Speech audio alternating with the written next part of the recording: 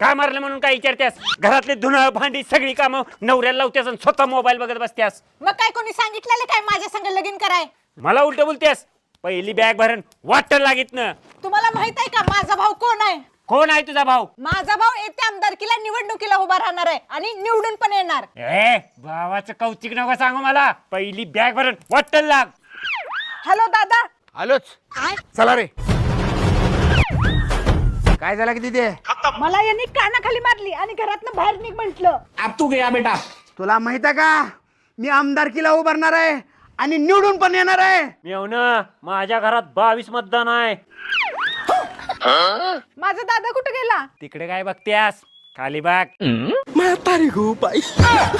ए मला काय वारा घाललायस? दाजीला वारा घाल. आवरा पटपट. आलोच घरातलं सगळं धुणं घेऊन.